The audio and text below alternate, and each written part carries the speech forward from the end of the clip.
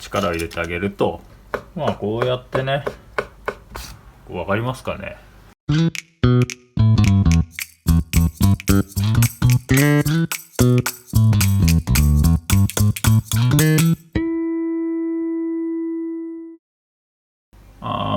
今日はこれね、赤貝でお刺身作っていきます。赤貝っていうのはお寿司屋さんなんかでねよく見かけると思うんですけど、貝ねなんかね、結構日本中どこでも取れるんですけど、国産だとね、三陸の閖上とかが有名かな。閖上綿の葉とかねがなんか最高級品みたいな。1個ね、仕入れでね800円とかしちゃう日はしちゃったり、あとでもう大半の出回ってるものの大半は中国韓国からの輸入物が多いですかね。あとは国産だと北海道、九州、千葉なんかでも取れるんですけど、とりあえず国産はとにかく値段が高いですね。その分味もいいんですけど。でね、赤貝さばいていくんですけど、これね、ここのね、背中にね、貝むき使うんですけど、背中のね、ここがこう出っ張ってるんですよ。なんでここに貝むき引っ掛けてあげて、こう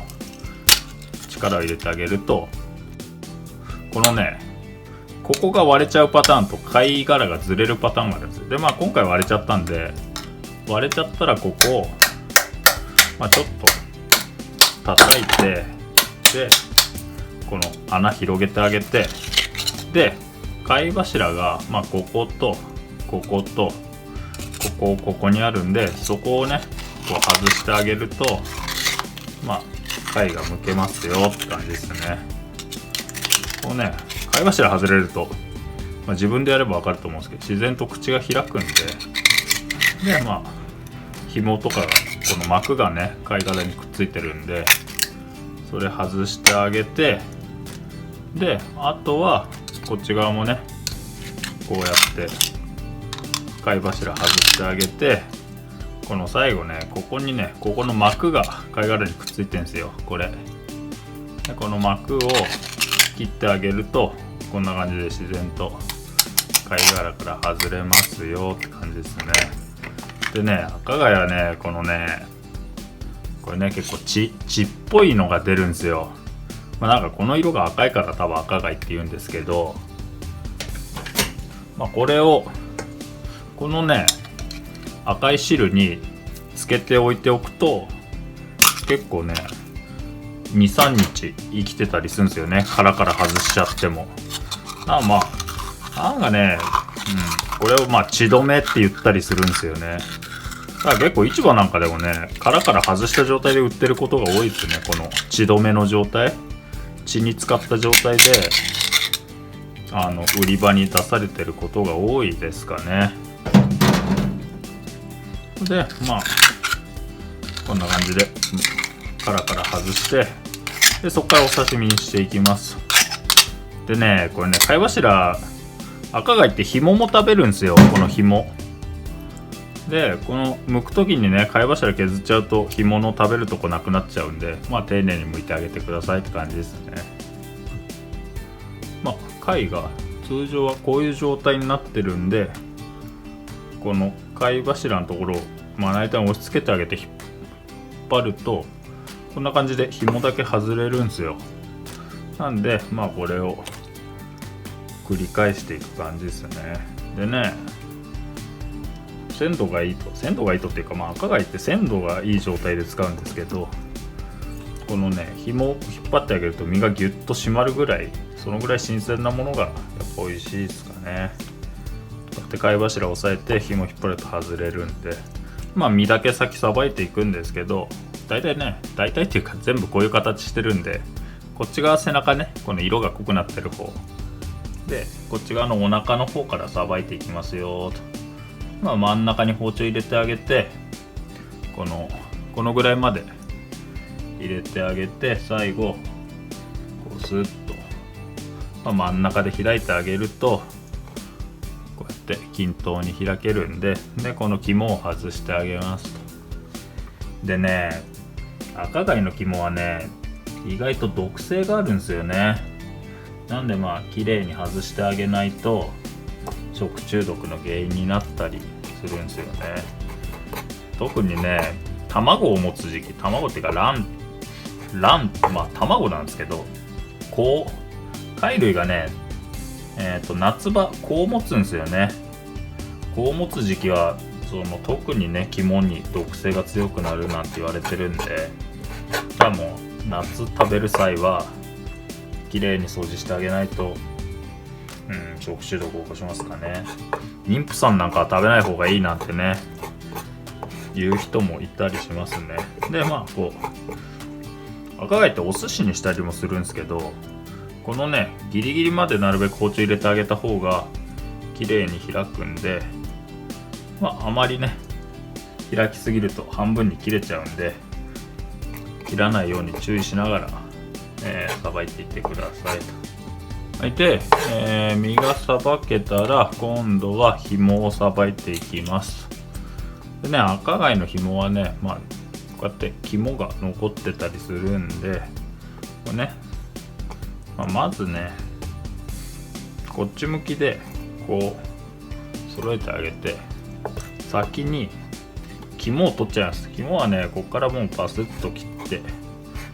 落としちゃって平気なんで、汚れが残ってたら取ってあげて、でこの紐のね内側に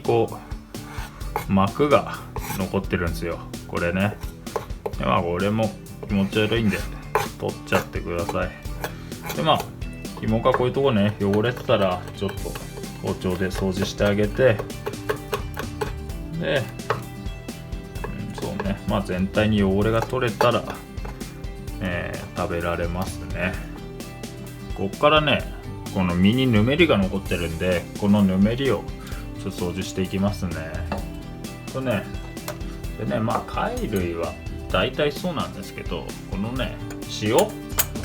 で揉んであげるとこのぬめりが抜けるんですよね。なんでまな板に塩振ってあげて、さーっとね、あんまり長い時間やってると身が硬くなるんで塩でさっと揉んであげて、で、このまま、氷水で洗いますよと。はい、で、これ氷水なんですけど、これねちょっとだけねお酢をね入れてあげると、なんていうんですかね、最後ねこのお酢の酸でねぬめりが抜けるんですよね。なんでちょっとだけお酢入れてあげて、あんまり入れるとね酸っぱくなっちゃうんで、お酢入れてちょっと磨いてあげるとねこの表面のぬめりが綺麗に落ちるんで、このねあんまりねお酢とかね塩とかしない方が貝自体は日持ちはします。ただね食べる時にちょっと磯臭いかななんて僕は思うんで、ペーパーで水気よく拭いてあげて、で水気拭いたら、お刺身にしていきます。はい、で、赤貝お刺身にしていくんですけど、これね最初に剥いた殻ね、これなんか盛り付けに使おうかなと思って、あとつまできゅうりと、あとレモンと、あと赤貝ね。でね盛り付けていきます。できゅうりなんかでねつまとか作るときはこれ竹串とかをね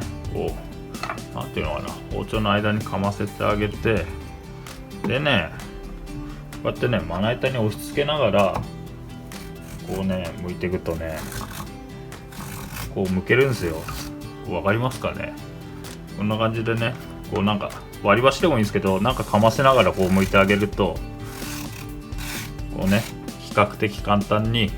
かつらむきというか剥けるんで、でこれねこのまんま切ってあげてもなんかこのぐるぐるのねきゅうりになるし、あとはね普通にこのまんまね何枚か重ねて打ってあげればお刺身のつまになるんで、まあ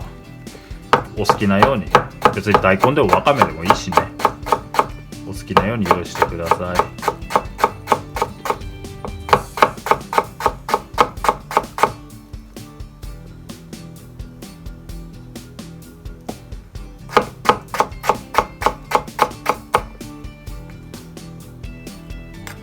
赤貝の殻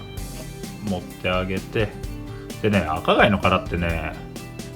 これねちょっとわかんないんですよね。毛が生えてんすよ、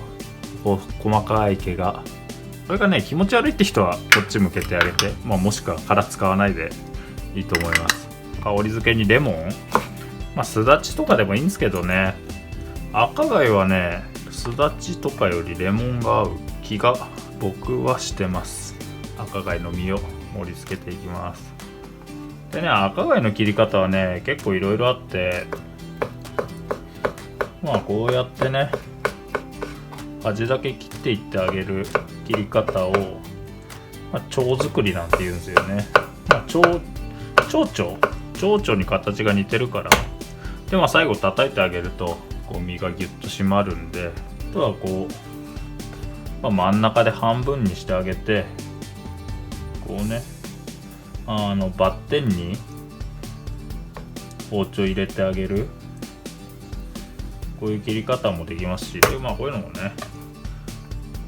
なんていうのかな、叩くと身が締まってこう入れた包丁の目が綺麗に浮き出るんですよ。なんで